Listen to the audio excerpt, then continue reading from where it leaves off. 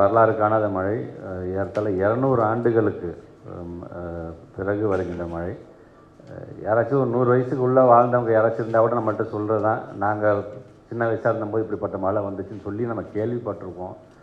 இது 200 வருஷத்துக்கு மேலேங்கும்போது என்ன நடந்துச்சு 200 வருஷத்துக்கு முன்னாடி, அதை எப்படி புரட்டி போட்டுக்குன்னு பார்க்கும்போது எல்லா விதத்திலும் எல்லாருமே பாதிக்கப்பட்டிருக்கிறார்கள்.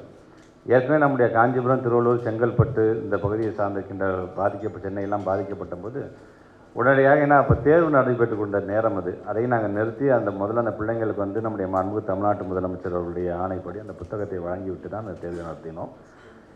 இப்போ இந்த ஜேடிஸ் இப்போ அந்த பகுதிக்கான இன்சார்ஜாக இருக்கிறவங்க மூலமாக இப்போ நாங்கள் தெரிஞ்சுக்க போகிறோம் எவ்வளோ பாதிப்புகள் இருக்கின்றது, எத்தனை பள்ளிக்கூடங்கள் பாதிக்கப்பட்டிருக்கின்றது, மாணவ செல்வங்கள் இந்த அளவுக்கு அது பாதிக்கப்பட்டிருக்கிறது, எத்தனை பேருடைய புத்தகங்கள்லாம் போயிருக்குங்கிறத பார்த்து இப்போ ஏற்கனவே நம்ம பஃபர் வச்சுருக்கோம். நம்ம இதுக்காக புதுசாக அச்சடிக்க போகிறது கிடையாது.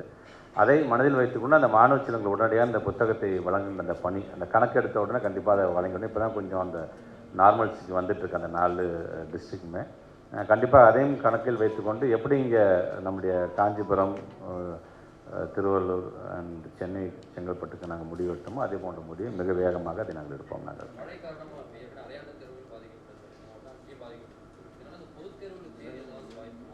இல்லை, பொதுத்தேர்வை பொறுத்த வரைக்கும் இப்போ வரைக்கும் எந்த ஒரு தேதி மாற்றமும் இல்லை. நம்ம ஏற்கனவே அறிவித்த அதே தேதிகள் தான். இந்த ஹாஃப் இயர்லி எக்ஸாமை பொறுத்த வரைக்கும் அந்த 4 மாவட்டத்திற்கு மட்டும் இப்போ நார்மல்சி வந்து திருப்பி பள்ளிக்கூடங்கள் நம்ம சுத்தம் செஞ்சு ஏற்கனவே நம்ம ஃபாலோ பண்ணுற ஸ்டாண்டர்ட் ஆப்ரேட்டிங் ப்ரொசீஜர் மூலமாக அதை ஒரு பாதுகாப்பான ஒரு சூழ்நிலை இருக்கும்போது தான் அந்த மாணவர்களே நம்ம உள்ளே அனுமதிக்க போகணும். ஏன்னா அந்த அளவுக்கு அங்கே ஆல்மோஸ்ட் எங்களுக்குலாம் பார்த்திங்கன்னா திருநெல்வேலி எங்கள் சிஓ ஆஃபீஸையும் மூழ்கிடுச்சு, அந்த மாதிரி அந்த மழை. ஸோ இதெல்லாம் முடிந்து ப்ராப்பராக என்ன இப்போ அந்த மாணவர்களுக்கும் இப்போ இந்த அரையாண்டிற்கான அந்த விடுமுறையில் எந்த மாற்றமெல்லாம் அதையும் வழங்க வேண்டிய ஒரு சூழ்நிலை, பெண்டிங் எக்ஸாம்ஸும் இருக்கிறாங்க. ஸோ பள்ளிக்கூடங்கள் திறக்கப்படும் பொழுது அதை அந்தந்த லெவல்லே அதை நடத்தணுங்கிறதுக்காகத்தான் நாங்கள் முடிவு செய்திருக்கோம். அது மிக விரைவாக அதுக்கான முடிவு செய்யப்படும்.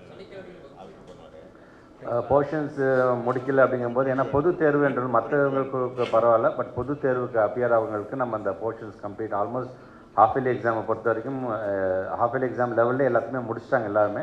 பட் அவர்களுக்கு தனியாக கோச்சிங்கில் ஏதாச்சும் ஒரு ரெஃப்ரெஷ் பண்ணக்கூடியது இருக்க வேண்டும் என்று அவசியப்பட்டால் அது அந்தந்த மாவட்டத்தை சார்ந்திருக்கின்ற நம்முடைய டிஸ்ட்ரிக்ட் கலெக்டர்ஸ் மூலமாக நாங்கள் சொல்லியிருக்கோம். நாங்கள் எங்கெங்கெல்லாம் தேவைப்படுகிறது, ஏன்னா நிறைய இடத்துல பேரண்ட்ஸே வில்லிங்காக இருக்கிறார்கள். ஏன்னா பொது தேர்வுக்கு என்று வரும்பொழுது மாணவ செல்வங்களை வீட்டில் இருக்கிறதை காட்டிலும் பள்ளிக்கூடத்துக்கு சென்று தங்களை ரெஃப்ரெஷ் பண்ணிக்கணும்னு ஆசைப்படக்கூடிய சூழ்நிலை இருக்கின்றது. ஆக அது எந்த ஒரு வற்புறுத்தலும் இல்லாமல், ஆனால் பொது தேர்வு என்று வரும்போது பொறுப்போடு அவர்கள் அதில் கலந்து கொள்வார்கள் என்ற அறிவிப்போடு அதை நாங்கள் செயல்படுத்துகிறோம்.